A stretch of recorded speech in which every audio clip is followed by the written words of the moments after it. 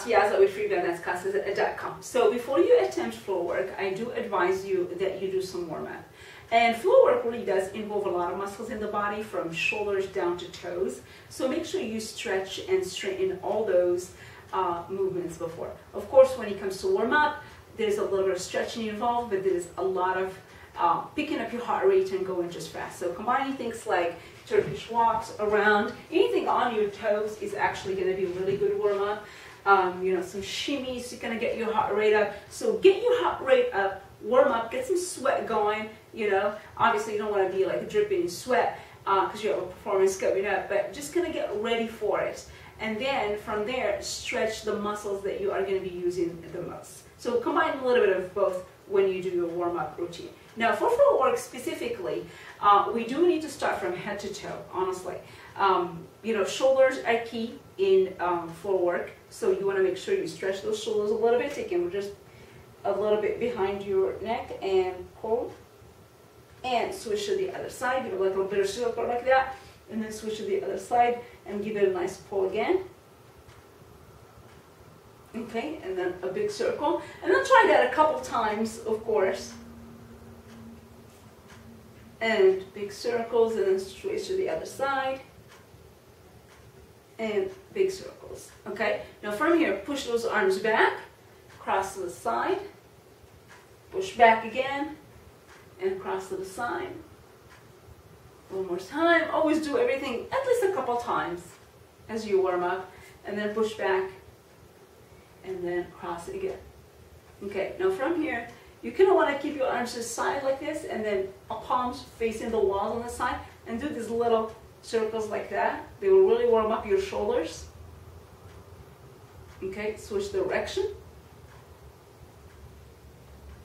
Okay, and try that a few times. 2-3 times would be great. Okay, switch other side. And you'll start to really feel your shoulders after you do a few of those. Now from there, you want to move down to the hips, because you use your hip and core a lot.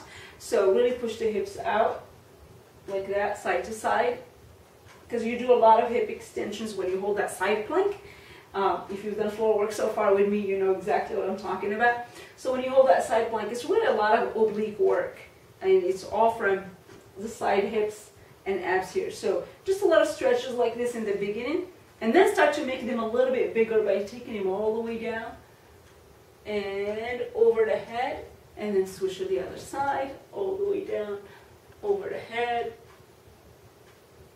And now bring your arms together, and then see if you can lock your fingers together like that, and lock and hold. Switch to the other side, and lock and hold. Nice. And then bring it together, push those arms back. You can also cross your fingers like this in the back, okay, and then go all the way down and push forward. That'll help stretch your shoulders and arms. Hold it for as long as you can, and then release and cross them a little bit, and then try that one more time at least. Push back, forward, and then come up further. Okay, so again, back to the hips from there, because as I said, you need to really straighten the back and the hips. Just a basic really round up of the back down to the toes is really good. Just hold that for a few seconds, and then arch back, come all the way up. Try that again. Drop down to your toes, and roll up. And try that at least, 2-3 times to loosen those vertebrae and kind of give yourself a nice twist from there. And then what we're going to do from here is really some of those plank and those exercises that I showed you guys of how to straighten your core and back to attempt floor work. So try those here as you warm up. Hold the plank for a little bit, either on your hand or down on your elbows. But one of the good ones for warming up is really up on your hands, and then drop the back, chest up. Okay, and then push up. Release this pressure from the back, and then go down again to a regular plank. Then drop the back and pull the chest up. Okay, so just kind of try this for a couple times, you know, going up and down, you know, or give a few more tries, it doesn't matter.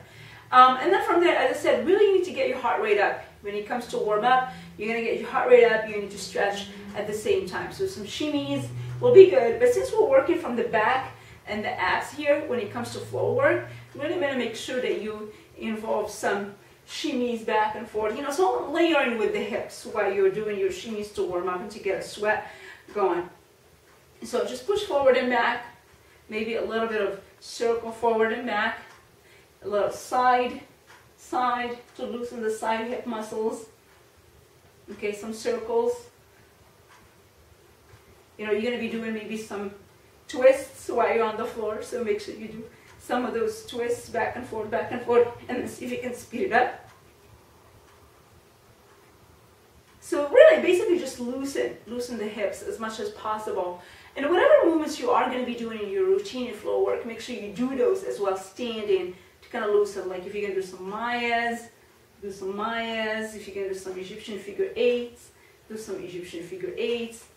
I don't know what else you do, like some camels, some waves, do those. So use whatever those muscles that you're going to be using on the floor, using standing as well, to kind of really loosen and warm up. And then from there, really just kind of go down, you know, move around, break a sweat, do some choo-choo shimmies. Nothing better to break a sweat than those choo-choo shimmies, right? Now let's move on to the lower body. When it comes to the back bends, as you guys know, you are using your quads a lot more than you think, a lot more than you want to, right? So give them a lot of stretch, okay? One way, just basically, you know, hold on to something if you don't have good balance, and then pull back here, really pull on those quad muscles, and then shake it up, and try the other side, shake it up, and try that a few times till you feel like you're all loosened up. Okay, and then really try to get to the sides a little bit more, inner thigh, because you are using your inner thighs to move around.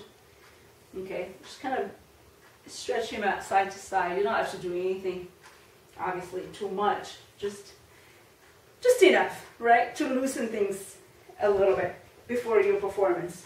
For those of you who tend to feel their knees, maybe just a little bit of rotation will help, you know, or your hips as well. If you feel like your hips tend to lock, maybe when you do floor work, you know, open the hips a little bit.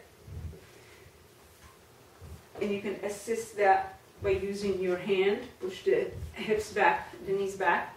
So do that a few times and then bring it maybe forward and back. Just a little forward and back. And then try that again a few times on each side. Okay, just kind of really open those hips. Everybody's going to be different as to what they need. The other thing that you're going to be using a lot of, obviously on floor work, is your toes. So make sure you're just going to go up and down, up and down. So you don't get those cramps, you know, where like your toes get locked and you feel weird, you know those? Yeah. So you really want to make sure you twist the ankle a little bit or turn the ankle, little circles like that, and then go up and down. And then go up on your toes like this, back toes like this, and kind of give them a little stretch. Back, other side, little stretch, and then forward and up, and then back again. Just a few times, you know, both directions, and just so you can loosen things up a little bit. So those are just some ideas of things you're really going to be using. So as you can see, there's a lot of stuff, a lot of muscles that you really are using when you do floor work. So be careful when you do floor work. And don't underestimate it, and really take your time to stretch. I personally can do a lot of stuff in belly dance without ever warming up, even though I show you guys a lot of warm-up moves. Maybe veil, like if I do that just because of my shoulder injury, I kind of really stretch my shoulders a little bit. But normally I don't, except for floor work. If I'm doing floor work in any dance, by golly, you know it, I'm stretching. I don't care, I'm stretching. It is so important, and if you had back injuries like I've had in the past, you know, it's one of the most painful things you can ever go through, and it really, really changes your outlook on your body and how you need to protect it. So I do stretch before I do any floor work. It's, for me, it's crucial. So I really advise you guys to do that, because the way I injured my back was doing back bends. So I'm just saying. I don't want to kill it for you, but you're really going to protect your body because you only have one. And it's your home and you're going to live in it till the day you die. So protect it. Okay guys, so hopefully you find these tips a little bit helpful in your warm-up routine. I'll see you in the next video on freebaldanceclasses.com. Make sure you subscribe, like this video if you stretch before you do your floor work. See you next time. Bye.